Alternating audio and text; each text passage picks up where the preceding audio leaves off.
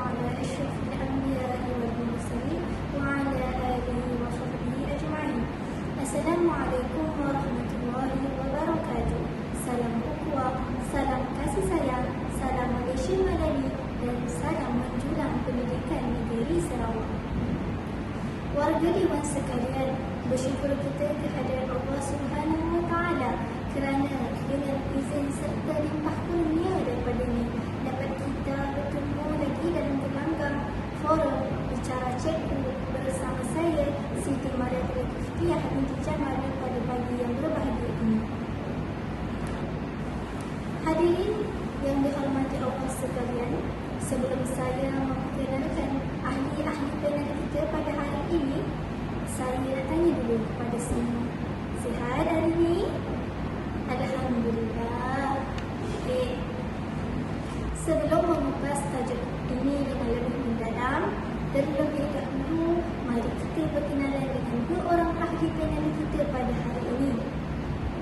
Jangan ragu dan jangan risau, kerana warga Dewan sebenarnya tidak asing lagi dengan panel-panel kita pada hari ini. Baiklah, di sebelah kanan saya, ahli panel yang pertama, orang yang hebat, cantik, berbaju kurung pada hari ini, iaitu Puan Uyun Najibah binti Ibrahim, merupakan guru besar Sekolah Kebangsaan Kampung Tegarin. Seterusnya, ahli panel kita yang kedua, nampak pemalu tapi bijak berkata-kata, saya memperkenalkan Puan Saidah Akilah binti Kamaluddin, merupakan pensyarah dari Universiti Teknologi Sarawak. Para hadirin Dewan sekalian, kita sedia maklum perkembangan teknologi maklumat komunikasi telah banyak mempengaruhi budaya kehidupan kita pada masa ini, khususnya dalam bidang pendidikan. Pengaplikasian teknologi dalam pengajaran dan pembelajaran memberikan satu ancakan baru dalam pedagogi guru. Sejajar dengan hasrat kerajaan untuk membangunkan modal insan yang berkualiti, guru merupakan ejen perubahan yang amat penting dalam dunia pendidikan. Oleh itu, penguasaan teknologi maklumat dalam kalangan guru adalah dituntut. Maka, saya akan ajukan soalan ini pada panel kita yang pertama. Apabila penguasaan teknologi maklumat dalam kalangan guru ini dituntut, maka akan timbulnya pelbagai isu dan cabaran. Bolehkah Puan Uyun kupas dengan lebih jelas apakah isu dan cabaran yang timbul dalam menghasilkan pengajaran dan dalam menghasilkan media pengajaran dan pembelajaran yang berkualiti? Silakan. Bismillahirrahmanirrahim. Assalamualaikum warahmatullahi wabarakatuh. Saya ingin mengucapkan terima kasih kepada moderator majlis yang sangat cantik, saya ucap saya, atas soalan yang diajukan kepada saya. Terlebih dahulu, saya ucapkan ribuan juga terima kasih kerana telah menjemput saya pada hari ini. Yang saya hormati juga Puan Saidah yang merupakan sahabat saya juga, yang telah menjawab jawatan sebagai pensyarah. Beliau seorang yang sangat hebat, seperti ibarat guru yang menjadi sifil saya dalam bidang pendidikan. Terdapat beberapa isu dan cabaran yang saya ingin kupaskan. Tapi sebelum itu, saya perkenalkan saya Uyun Najibah binti Ibrahim daripada SK Kampung Tegarin. Daripada SK Kampung Tegarin. Itu sahaja yang ingin saya teruskan dengan kupasan daripada soalan yang diajukan.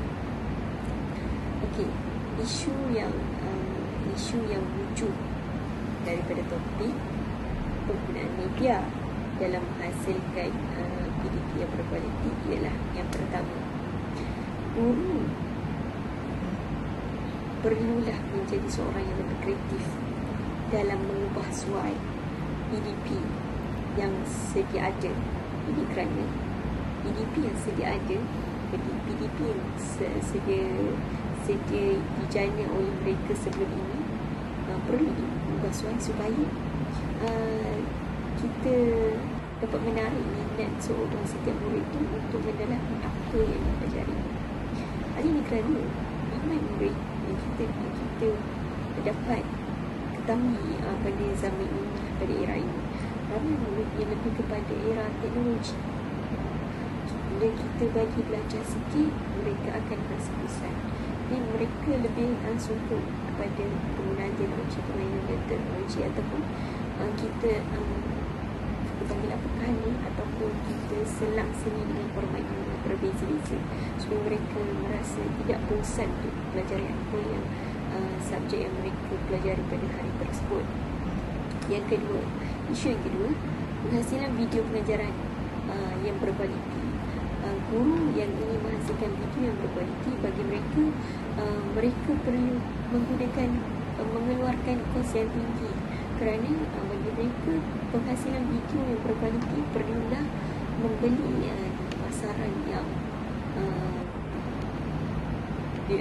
atau kita bagi pasaran yang mereka kadang-kadang kita tak ketahui, ataupun yang seperti kita tahu dekat Shopee, dekat Lazada, semua tu, yang mereka menganggap bahawa penggunaan media atau penghasilan media tersebut amatlah macam perlu membeli pada harga yang tinggi untuk menghasilkan video berkualiti.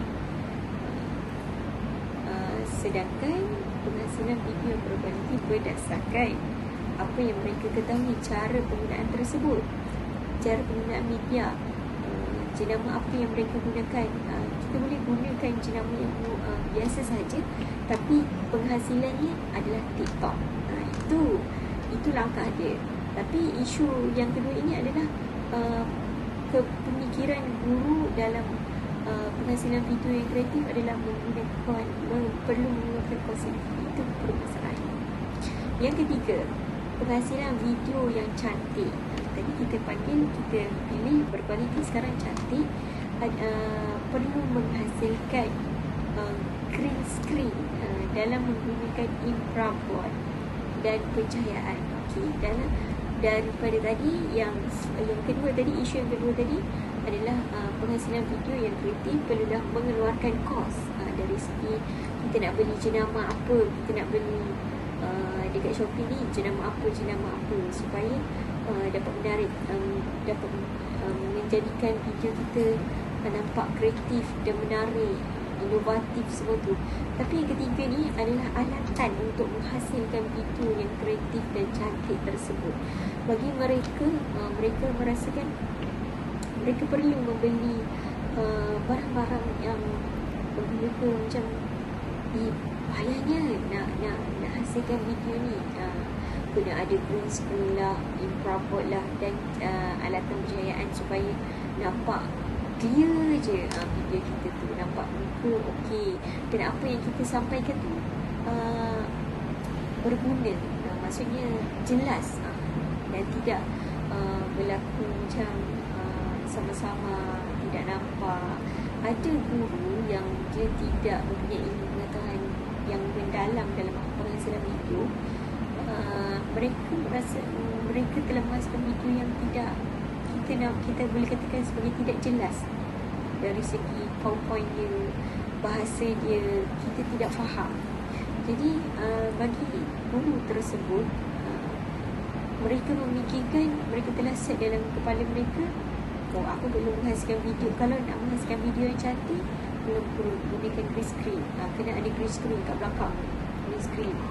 So untuk hasilkan infrared untuk lagi jelas kat situ apa yang kita nak sampaikan, dan perlu ada cahaya daripada belakang. Sedangkan benda tu kita boleh hasilkan sendiri, tidak perlu keluarkan sesuatu dana yang terlalu banyaklah, besar. Jadi dalam pada tu, ketiga peralatan yang saya sebut ini adalah bagi mereka adalah untuk meningkatkan kemahiran dalam suntikan video. Jadi benda tu berdasarkan diorang punya kreativiti setiap guru. Ada guru dia tidak perlu menggunakan green screen untuk menggunakan infrared, kerana bagi mereka ada gaya mereka sendiri untuk hasilkan, untuk menyampaikan apa yang ingin mereka nyatakan, ingin apa yang pelajar mereka tahu, apa yang perlu pelajar mereka tahu dalam subjek tersebut. Itu menyebabkan mereka tidak mampu untuk menghasilkan video yang kreatif dan inovatif, kerana bagi mereka mereka perlukan bahan yang banyak lah. Seperti saya nyatakan tadi, mereka merasakan mereka perlu menyediakan lalu banyak bahan sehingga menyukarkan mereka untuk menghasilkan video cantik dan mematukan perubahan yang mereka lakukan. Yang keempat adalah kekurangan. Ramai guru, ini kita khusus dekat pedalaman, kawasan pedalaman, ramai guru yang mengalami masalah akses internet. Kejap ada, kejap tak ada, kejap ada, kejap tak ada. Tapi ada kalanya ada guru kena naik bot, untuk naik bot sampai 2 jam lebih untuk pergi ke pekan untuk dapatkan internet. Itu kesukaran yang dihadapi oleh guru. Jadi oleh sebab tu, kekurangan akses internet itulah yang menyebabkan mereka sukar untuk mendapat bahan yang baru dan melakukan perubahan dalam gaya mereka mengajar. Mereka tidak mempunyai idea untuk menghasilkan pengajaran yang lebih, macam kita cakap, manfaat macam tu. Okey, yang kelima, guru mempunyai literasi teknologi maklumat yang rendah, sehingga menyebabkan mereka kurang keyakinan dalam menggunakan teknologi media. Ini kerana ramai guru kita faham mereka mempunyai ilmu pengetahuan yang, pemahaman yang sedikit saja dalam penghasilan video, dalam penggunaan media yang sedia ada pada masa kini. Sampai mereka ingin bersara lebih awal kerana mereka merasakan sukarnya aku nak buat video, sukarnya aku nak menggunakan teknologi. Jadi perkara itu menjadi pintu untuk mereka, penghalang kepada mereka untuk menjadikan suatu pelajaran tu, sebuah pelajaran tu menjadi pelajaran yang menarik, dan mereka gagal untuk melaksanakan perubahan terhadap pengajaran mereka di dalam kelas tersebut. Itu sahaja daripada pasal isu yang diajukan oleh Puan Moderator saya. Saya serahkan kepada Puan Moderator saya. Terima kasih. Wah, sungguh mantap ya Puan Uyun mengupas dan menghurai soalan saya. Dapatlah kita lihat kat sini bahawa isu yang timbul itu perlu diambil berat supaya ia mampu ditangani dari semasa ke semasa. Ini kerana matlamat kita adalah untuk menggunakan teknologi dalam pendidikan secara am, dalam pengajaran dan pembelajaran secara khususnya. Namun begitu, harus diingatkan bahawa teknologi hanya merupakan alat bantu dalam proses pengajaran dan pembelajaran. Ianya tidak akan dapat menggantikan kedudukan guru dalam erti kata yang luas. Pendidikan hari ini adalah untuk kecemerlangan pada masa hadapan. Baiklah, guru yang bertanggungjawab dalam menentukan keberkesanan proses pembelajaran pelajar mulai pengajarannya, kerana guru ialah individu yang mempunyai pertalian langsung, pertalian secara direct dengan pelajarnya di dalam kelas, di dalam bilik darjah. Jadi sebentar tadi kita dah tahu isu-isu yang terdapat dalam menghasilkan media pengajaran dan pembelajaran yang berkualiti. Persoalannya, bagaimana cara nak mengatasi isu tersebut ya Puan Saidah? Silakan. Bismillahirrahmanirrahim. Assalamualaikum warahmatullahi wabarakatuh. Terima kasih kepada Puan Moderator majlis kita yang cantik lagi bergaya atas soalan yang diajukan. Terlebih dahulu, saya ingin mengucapkan ribuan terima kasih kerana menjemput saya pada pagi ini. Yang saya hormati Puan Uyun yang merupakan sahabat saya juga, yang kini beliau telah menjawat jawatan sebagai guru besar. Sangat hebat beliau, ya. Terdapat beberapa langkah untuk mengatasi cabaran guru dalam menghasilkan media pengajaran yang berkualiti. Antaranya, guru itu perlu menjalankan dahulu kajian berkaitan bahan bagi PDP yang ingin dijalankan pada hari tersebut. Okey, saya bagi contoh, misalnya dalam menu masakan, seseorang chef akan mengkaji masakan beliau pada hari tersebut seperti kos, bahan serta cara-cara memasak menu tersebut. Begitu juga dalam dunia perguruan atau dunia pendidikan ni. Guru itu perlu mengetahui kos dan cara atau kaedah yang sesuai dalam memastikan media yang dihasilkan berkesan dan berkualiti kepada murid. Perlunya bagi seseorang guru itu mempunyai ilmu pengetahuan yang mendalam. Lebih-lebih lagi kita ni hidup dalam zaman teknologi di mana semua maklumat kita perolehi hanya di hujung jari sahaja. Jadi suka atau tidak, perlunya bagi seseorang guru itu menjadikan PDP-nya menarik agar murid tidak berasa bosan di dalam kelas. Okey, antara langkah yang boleh saya cadangkan lagi adalah melalui model Assure, di mana model tersebut membolehkan seseorang guru itu merancang cara penghasilan media pengajaran yang berkualiti, di mana melalui model Assure terdapat beberapa langkah. Yang pertama melalui huruf A, iaitu analyze, iaitu guru memberi soal kritik kepada murid, iaitu guru bertanyakan kepada murid apakah kaedah pengajaran yang mereka suka, strategi pembelajaran yang mereka minati dan sebagainya.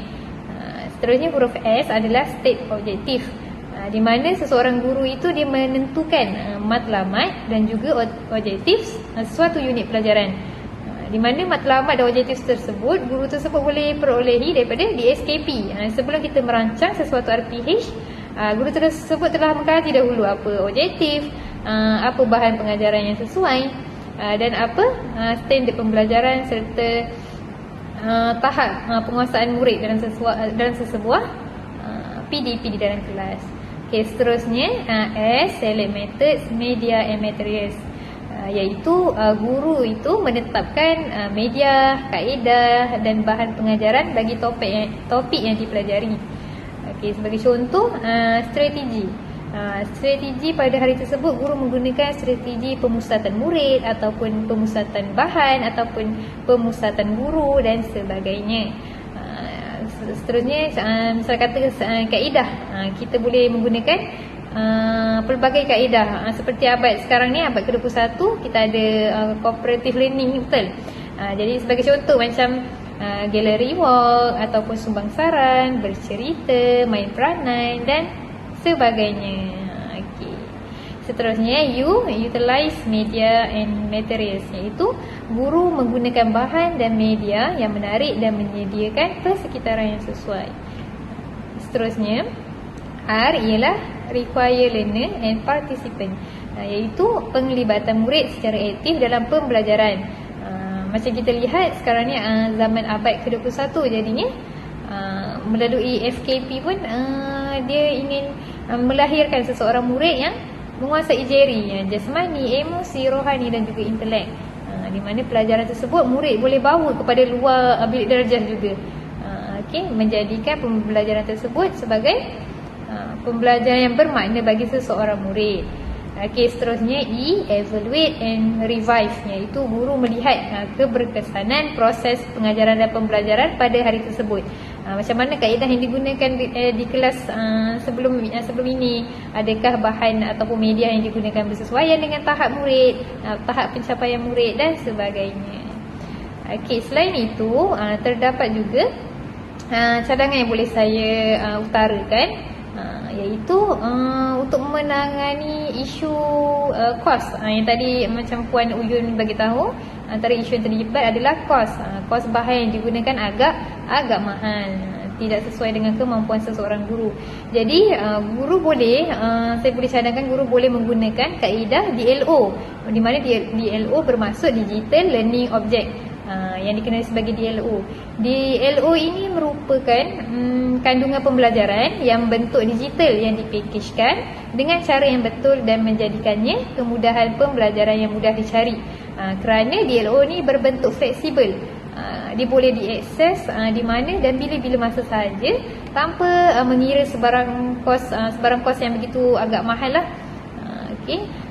Jadi isu melibatkan kos tu kita boleh mengambil langkah dengan tukar kepada DLO, pembelajaran melalui DLO. Okay, sebagai contoh, seperti yang kita boleh lihat pada masa kini, adanya e-journal, MOOC, OER, OCW, Wiki, e-content dan juga saluran video pendidikan. Kelebihan penggunaan DLO ini adalah kerana ianya fleksibel dan ianya menawarkan akses kepada pelbagai mood pembelajaran kepada pelajar. Okay, selain itu, kos juga sangat efektif. Bila kita gunakan DLO ni, kos sangat efektif kerana sumber bahan pembelajaran adalah percuma, dan bahan ini boleh digunakan berulang kali. Misal kata, saya pernah menggunakan Google Site, di mana saya menggunakan bahan yang memang wujud di dalam internet untuk dikumpul dan dimasukkan di dalam Google Site. Seterusnya, murid saya boleh melihat Google Site tersebut berulang kali serta menjalankan aktiviti yang saya telah bekalkan di dalam Google Site tersebut. Ianya sangat seronok lah bagi saya menggunakan Google Site. Dan juga bahan juga tidak terlalu mahal. Kita hanya perlukan Wi-Fi sahaja untuk membuat benda tersebut. Jadi itu adalah antara langkah yang saya boleh cadangkan mengenai isu penggunaan bahan yang agak mahal. Okay. Jadi sebelum saya akhiri, saya ingatkan baliklah guru untuk isu yang pertama tadi, iaitu guru perlu kepada pemikiran kreatif dalam PDP. Jadi apa langkah yang kita boleh buat adalah dengan kita mengenal pasti, kita mengetahui, kita ambil maklum mengenai apa langkah-langkah dia. Sebagai contoh, menggunakan model Assure, iaitu kita nilai balik, kita buat balik perancangan ataupun strategi yang sesuai untuk PDP kita bersama murid. Bagi contoh tadi, penggunaan media pengajaran, kaedah, strategi untuk murid-murid kita. Jadi sesebuah media pengajaran tersebut boleh dihasilkan dengan berkualiti dan berkesan dengan adanya langkah ataupun dengan adanya pemakluman guru tersebut terhadap apa objektif yang murid itu perlu kuasai selepas tamatnya PDP di dalam kelas. Selain itu juga yang tadi isu yang melibatkan kos untuk membeli bahan di pasaran, kita boleh ganti dengan penggunaan DLO bersama murid. Jadi itu saja cadangan daripada saya. Terima kasih. Apa yang saya dapat simpulkan di sini bahawa gelaran sebagai seorang guru itu memberi maksud bahawa guru ini memikul tanggungjawab dan amanah yang sangat-sangat dan terlampau berat. Tugas pendidik itu tidak hanya merupakan amanah daripada Allah semata-mata, bahkan ia adalah amanah ibu bapa yang menghantar anaknya ke sekolah, dan juga amanah negara untuk melahirkan generasi baru yang berkualiti. Seorang guru itu perlu gigih, perlu berusaha melakukan pelbagai perkara untuk menawan hati setiap pelajar. Namun usaha tersebut ada sebahagiannya tidak berjaya. Walau bagaimanapun, guru perlulah terus berusaha dan tidak mudah berputus asa demi menjayakan pengajaran dan pembelajaran, seterusnya merealisasikan hasrat mimpi pendidikan di Malaysia. Sebelum mengakhiri bicara forum kita pada hari ini, terimalah serangkap pantun yang berbunyi: tuailah padi antara masak, esok jangan layu-layuan.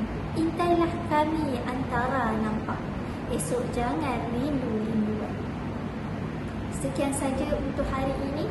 Terkasar bahasa, tersilap bicara, mohon dimaafkan. Sesungguhnya yang baik itu datangnya daripada Yang Maha Pencipta, dan yang kurang elok itu datangnya daripada kekhilafan dan diri kami sendiri.